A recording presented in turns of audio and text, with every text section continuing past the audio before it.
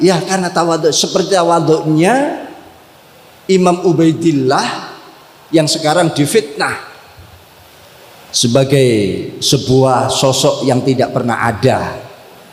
Yang ada Abdullah. Ubaidillah adalah fiktif.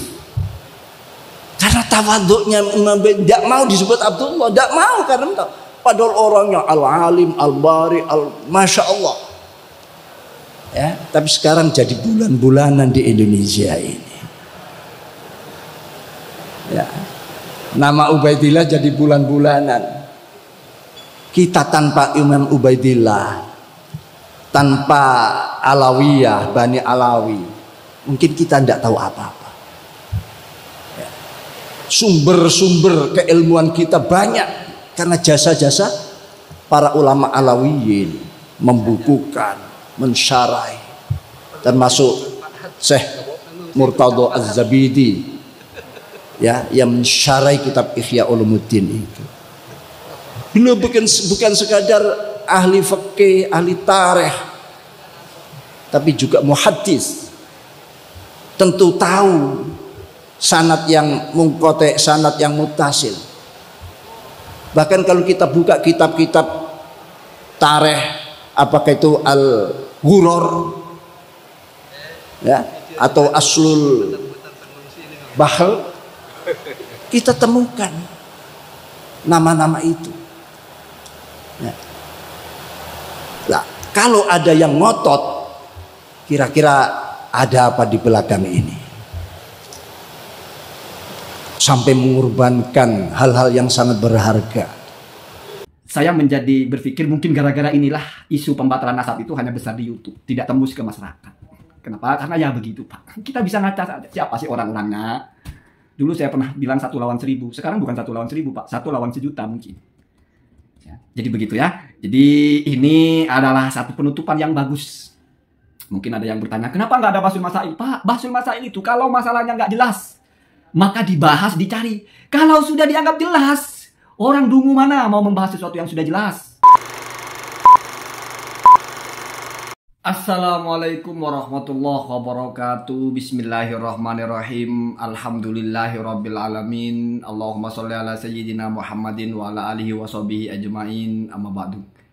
Ja'alanallahu wa iyyakum min ahlil khairi was sa'ada fid dini wad dunya wal akhirah. Wa sahhalallahu umurana wa umurakum wa umur ummati Muhammadin sallallahu alaihi wasallam fi sa'iril alam, khosatan fi Palestin wa ghairiha. Amin Allahumma amin. Saya masih ingat ketika Gus Fuad Pleret itu mengunggah satu narasi yang mencoba mentelaah ceramah dari Ketua PBNU, yaitu Gus Yahya. Ketika Gus Yahya kebetulan bicara tentang nasab wayang, lalu bicara tentang fenomena orang-orang yang meragukan nasab Ba'alawi. Yang ditangkap oleh audiensnya itu adalah Gus Yahya ini menyamakan nasab Ba'alawi itu sebagai atau seperti nasab wayang yang sebagiannya fiktif, tidak bisa dites DNA dan sebagainya. Lalu ini dibangun satu framing seolah-olah Ketua PBNU itu ingin menyampaikan sepakat dengan tesisnya Kiai Haji Imaduddin. Padahal kalau mereka itu berpikirnya secara ilmiah, kapan kita mengedepankan persepsi kita atau interpretasi kita terhadap ucapan orang lain, kapan kita menerima ucapan orang lain itu apa adanya. Sebelum bicara nasab wayang, Gus Yahya itu sudah mengatakan dengan lugas, sudah nggak usah cari catatan. Kita ikut ulama mayoritas as-sawadul a'dham. Itu yang dicatat. Itu adalah bahasanya nasun sorihun, ucapan yang sudah jelas. Ini tidak bisa dikalahkan dengan kamu menginterpretasikan dari ucapan yang lain sehingga bertentangan dengan ucapan yang jelas. Orang yang berpikir normal tidak akan pernah menyimpulkan dari ucapan seseorang itu mengedepankan pemahaman kita daripada ucapannya yang lebih jelas. Saya selalu bilang, misalnya ada orang bilang, saya tidak makan karena saya puasa. Terus kamu lihat orang itu mungkin nggak punya duit, atau mungkin orang itu istrinya nggak masak atau apa. Lalu kamu menginterpretasi, wah orang itu nggak makan itu karena nggak punya makanan. Orang itu nggak makan karena istrinya nggak masak. Itu namanya kamu tidak tahu cara berpikir. Orang sudah sore mengucapkan kenapa tidak makan, tidak perlu kamu cari-cari apa alasannya. Kecuali kamu mau nebak isi hati orang. Jadi ini saya mau sekaligus bicara nasab, juga sekaligus bicara tentang ilmu bagaimana cara memahami. Ini dipakai dalam memahami Al-Quran, memahami sabda Nabi, memahami ucapan ulama. Kalau kamu terjebak kepada sebuah interpretasi yang ihtimal bisa jadi benar, bisa jadi salah, maka di-compare dengan ucapan-ucapan yang lain. Kalau bertentangan, berarti sudah pasti salah. Begitu caranya ya. Kemudian saya miris sekali kalau ada orang yang merasa NU, tapi sebegitu beraninya menyalah-nyalahkan ketua PBNU-nya, bahkan Rois Am-nya. Bahkan Rois Am ini katanya juga mau sudah diluruskan oleh siapa itu, Gus Jazuli ya. Jadi sudah buat konten meluruskan ketua Rois Am PBNU ya, Rois Am NU. Ya bagi saya tidak perlu saya tanggapi. Saya hanya ingin mengatakan ini adalah kado akhir tahun dari polemik nasab. Jadi PCNU Garut atau PCNU Wonogiri atau mana, ya silahkan. Kalau kalian merasa benar, misalnya dalam tanda kutip menyatakan Mbak Alawi itu batal, kalian merasa benar berselisih dengan ketua umum PBNU-nya, bahkan dengan Rais Am-nya, ya silahkan. Silahkan. Toh orang-orang dengan pola pikir seperti itu di dunia ini banyak sekali. Saya sudah tidak mau bicara tentang keilmuannya ya. Udah selesai Pak ya, sudah selesai. Ada yang mengatakan, Kiai tapi kok tidak meneliti nasab. Kiai kok, aduh. Dalam abad ini, abad itu nggak ada kitab muktamad. Aduh.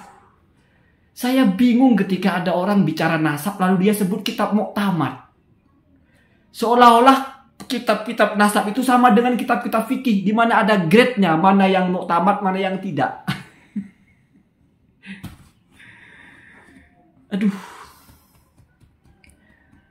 Padahal kalau saya tanya, coba sebutkan kitab-kitab nasab yang muktamad itu yang mana sih? Terus yang menyebutkan kalau kitab ini tidak muktamad itu yang mana sih? Terus siapa yang bilang? Apa karena cocok? Oh ini kitab muktamad. Ini yang muktabar. Yang itu nggak muktabar, nggak muktamad. Saya sudah memperhatikan orang-orang itu. Ya. Dan saya lihat memang sepertinya tidak akan pernah menerima. Makanya sedikit banyak saya agak bersedih ketika ketua Rois Am-nya ya ini berbicara sekeras itu. Ya tetapi itu ijtihad beliau. Mungkin beliau merasa sudah harus bersuara. Sedihnya saya bagaimana? Karena sudah pasti dibully. Anda cek saja di di channel-channel yang mengkritik beliau itu mesti mensupport. Oh, walaupun tua kalau tidak baca kitab nasab sudah hilang ya marwahnya sebagai Rois Am, sebagai ulama yang dipilih oleh para ulama NU ya untuk menjadi komandannya itu sudah hilang marwahnya. Gara-gara tidak sepakat dengan batalnya nasab Alawi. Luar biasa ya, luar biasa ya. Tetapi saya menjadi berpikir mungkin gara-gara inilah isu pembatalan nasab itu hanya besar di YouTube, tidak tembus ke masyarakat. Kenapa? Karena ya begitu Pak. Kita bisa ngaca saja. Siapa sih orang-orangnya? Dulu saya pernah bilang 1 lawan 1000. Sekarang bukan 1 lawan 1000 Pak. 1 lawan 1.000.000 mungkin. Ya, jadi begitu ya. Jadi ini adalah satu penutupan yang bagus. Mungkin ada yang bertanya, kenapa nggak ada Bahsul Masail? Pak, Bahsul Masail itu kalau masalahnya nggak jelas, maka dibahas, dicari. Kalau sudah dianggap jelas, orang dungu mana mau membahas sesuatu yang sudah jelas? Ya kalau tapi kan nggak ada kitabnya, urusan ente. Berpikirnya kan tertib. Siapa yang mendalami nasab? Ada, nasabahnya ada. Tapi kan gak ada kitabnya, urusan ente. Itu pun kalau misalnya lalu ketemu kitabnya, taruh mana mukanya. Ya. Sudah hampir setahun teriak-teriak batal, nggak ada kitabnya, abad kelima, abad terus nanti ada. Bahasa kasarnya itu gimana cara apa bahasanya ya? Naruh mukanya itu. Tapi kalau memang tidak punya perasaan seperti itu ya nggak apa ya, silahkan. Allahumma hadina hadasabil. Assalamualaikum warahmatullahi wabarakatuh.